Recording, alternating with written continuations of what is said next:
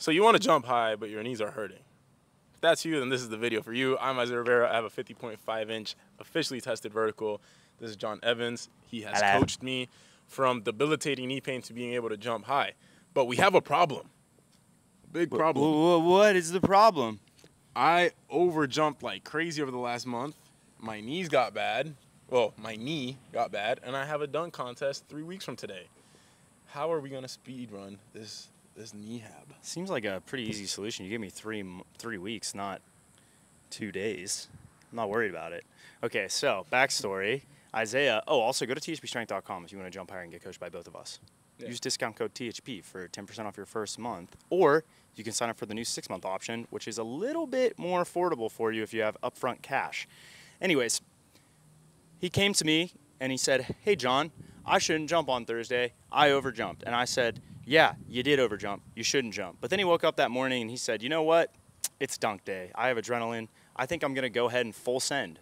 Obviously, not the best option for knee health. Went ahead, did that, came back, knees in a little bit of shambles. Talk a little bit about the difference between this injury compared to previous knee injuries. You can have it at 3 different spots, well, a bunch of different spots, but with a tendon, the most common spots are, Zay, pick up your leg. Does my knee pop up on here? It sure does. All right. It's nicer when the camera's closer. We can actually see. Yeah. All right, so you could have it here at the distal part, which is where typically you would call it like Osgood-Schlatter's, but it's not. It's just tendinopathy. You could have it here below the bottom of the actual kneecap, or you could have it in the mid-tendon here. Isaiah's actually experiencing it here. I commonly feel it here. A lot of 1-foot jumpers do. 2-foot jumpers will get distal. Very rarely you get mid-tendon, so at first he was a little bit concerned. You can take a seat now. And the original one I had was distal. Oh, you can mic distal. The original one he had was distal in the left knee, but now it's mid-tendon. So why did it move from distal to mid-tendon? Big reason why is because he was seated in flexion a lot, and oftentimes that causes a lot of pain in the mid-tendon. So when you're like driving for a long period of time, it'll get stiff or sore if you don't get up frequently.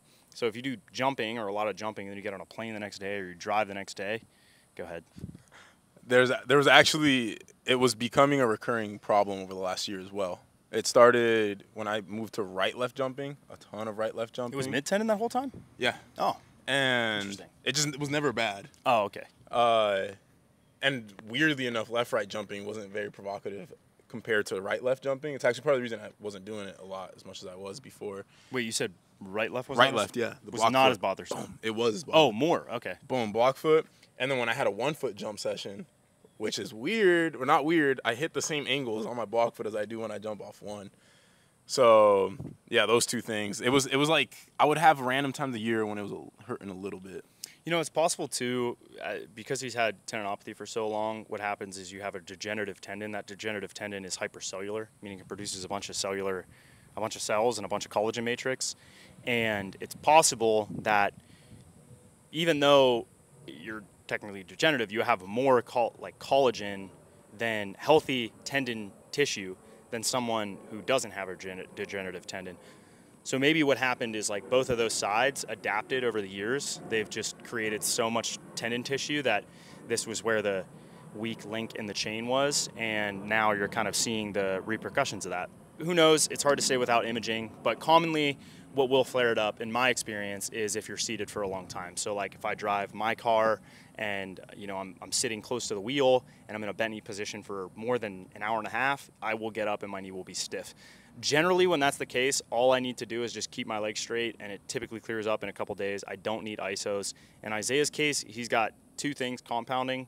One, he's had this issue over the last year and a half or year as he was getting through his TFL. And then the second thing is he pissed it off even more by jumping a lot, more than he should have, jumping when he probably shouldn't have on a dunk day or the show, and then did a bunch of traveling. And what we've noticed, and he's communicated this to me, is that every time he drives a manual Subaru STI, and it has a really stiff clutch. It's a racing clutch.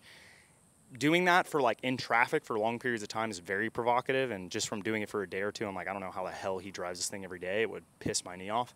And that's what we're seeing. So Firstly, we have to remove the stressor of that driving as much as possible. Right now, he only has 2 cars that are both manual drive cars. Probably should drive the BRZ, but he has a daughter, so maybe TT drives. That's one quick option, easy thing to do. 2 is making sure he doesn't stay seated for too long. That typically will also make it a little bit worse.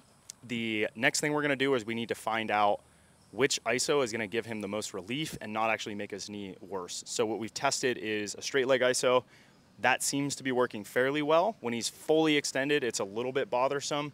Now that I know it's the full whole tendon, I'm not worried about it being a little bit bothersome, but we don't want to make it so painful that the knee is actually getting worse, because people think ISOs always make your knee better. There are scenarios where it can make it worse. If you are doing a too intense of an exercise on it, it will make it worse. And in his case, the deep knee flexion ISO we were trying was probably a little bit too provocative. So we are going to start adjusting around that, maybe doing hand supports so we can still hit that angle, because what you need to do is stress the tendon, have tendon creep happen, which is basically where over time the stress shield or the outside of the tendon softens. You're able to stimulate the whole tendon. Tenocytes then are stimulated to produce collagen matrix, and you can, this is one mechanism to help the tendon repair. There's a study that shows it happens at 30 seconds. Which is why we tell people to hold for 30 to 45 seconds. And then I think at 45 seconds, it was 99 or 95% of tendon creep. And to get the last 5%, it was 2 more minutes or some crazy thing. I always tell guys hold it for a long time till your legs burn. So for him, we joked about it. I will spiritually, not physically enter his body and then try to put myself in his shoes and be like, oh, this is probably what you need. And what we figured out is... You sound like, when you say that joke, it's that's what I imagine a cult leader, a cult leader that had a tendon. I have to enter you to understand what you're... Emotionally, not physically. But if I physically enter you, it's part of the process. That's the final level. It's the physical entering of the body, so you can feel their tendons. How's it going? Landscaping Bros just pulling up. So yeah, anyways... Knowing that, I think he needs. This is going to be difficult. We've got weed whackers. See if it shows up in the shit. You can keep talking. All right. Is it a low level? I can do voice isolation later. I'll just put voice isolation on. There's a weed whacker behind us. Shout out Isaiah's neighborhood for always having the most random fucking distractions. Usually it's a trash truck. We haven't had that issue in a while. Yeah. Sometimes it's the trash not being taken out. It smells like maggots. Anyways. Soon. I'm going to be out of the hood soon. Oh, yeah. Comment, get me out of the hood if you want to see Isaiah live in a nicer neighborhood. So back to what I was saying, the ISO that we found generally works is an unloaded deep knee flexion ISO. That way we're loading it at that specific angle. We're seeing tendon creep happen, and we're strengthening the muscles around that provocative position.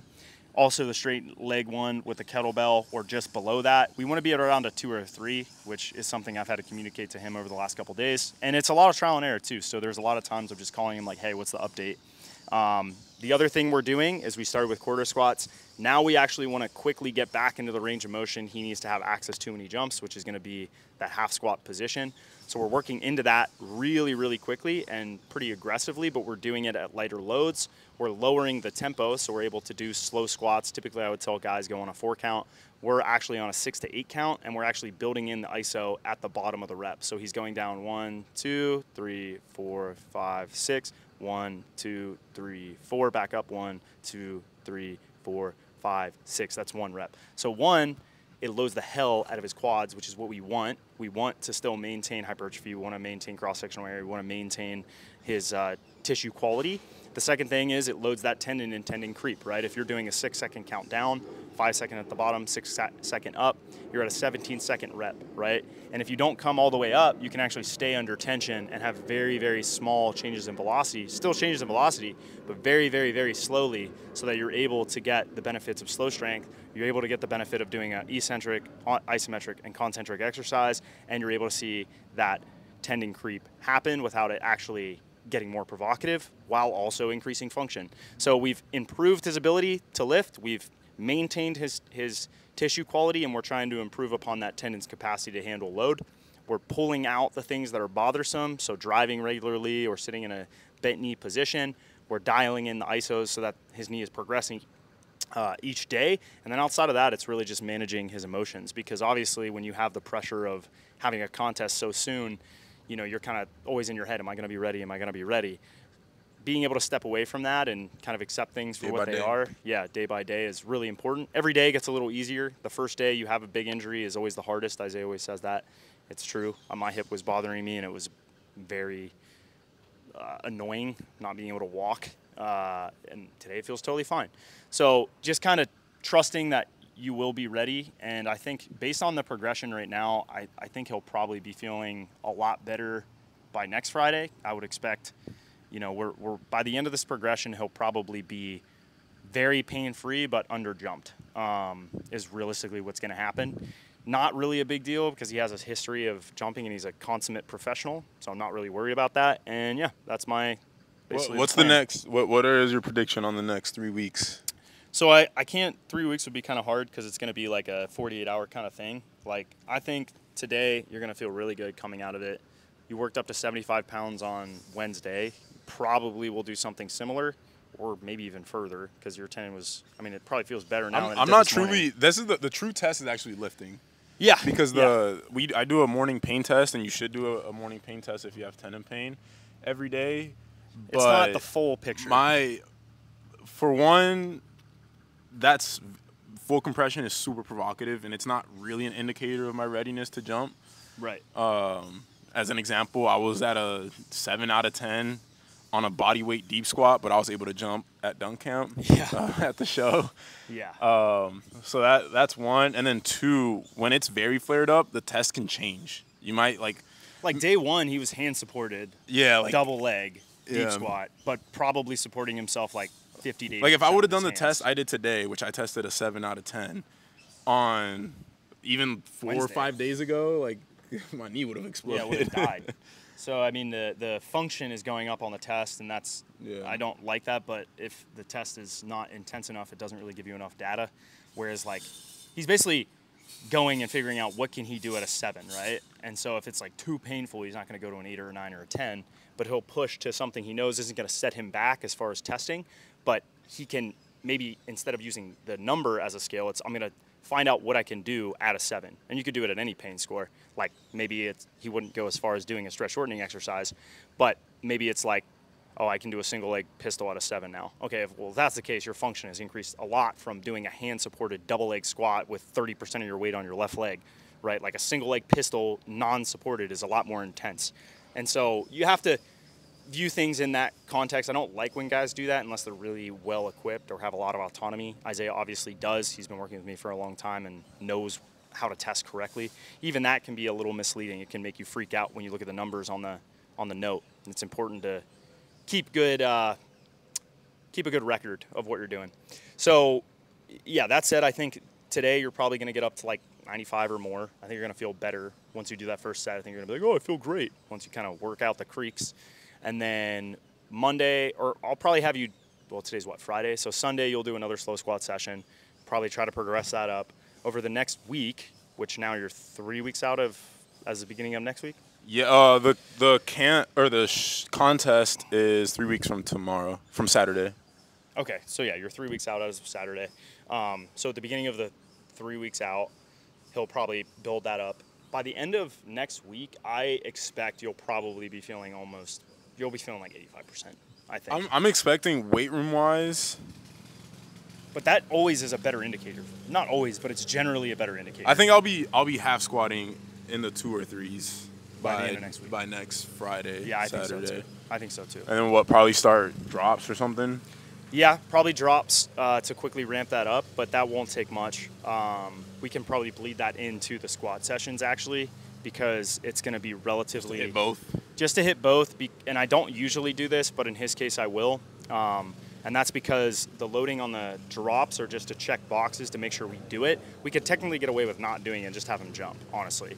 I don't like to do that, but speed running. Yeah, we're speed running. So what I would do in his case, just to make sure his knee doesn't get super pissed off from not seeing a stimulus and then all of a sudden doing it, I think that it's good to just touch on it, very low volumes, just so he sees it, probably drop from 24 to 36 inches, and then we're going to basically try to get him very comfortable with that stuff.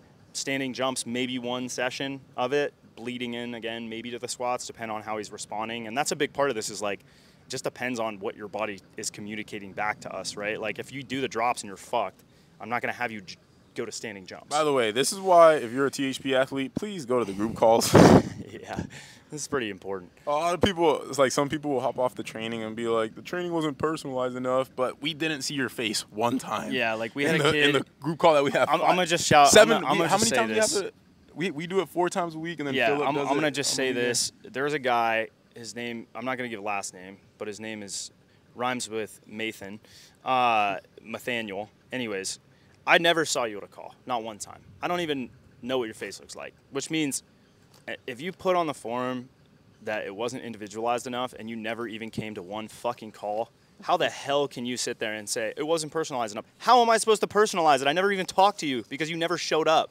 That's like saying like, oh, I didn't get better at basketball, but I didn't go to any practices this year. Yeah, no shit, Sherlock, you're not going to start. That applies to everyone on the service that isn't using the service. Like, please go to the call if you have an issue, or just use the chat. I mean, it lets us put a face to your name. Send videos, like send videos. Ask us questions. If you don't do that, I cannot freaking help you. Like, what do you want me to do? Read your mind? Not gonna happen. So, anyways, that was a quick rant. But having said that, if you have tendinopathy and you want us to help you personally, and you're willing to go to a call at least once a week. Yeah, please. For 30 minutes. I've trained a coach literally for time zones to exactly what I want them to do that I would do. If you have a time zone issue, go to that call then. But if you can make it to the early ones that we're at, it doesn't like really matter too much unless it's a very nuanced question. Philip will be able to handle it.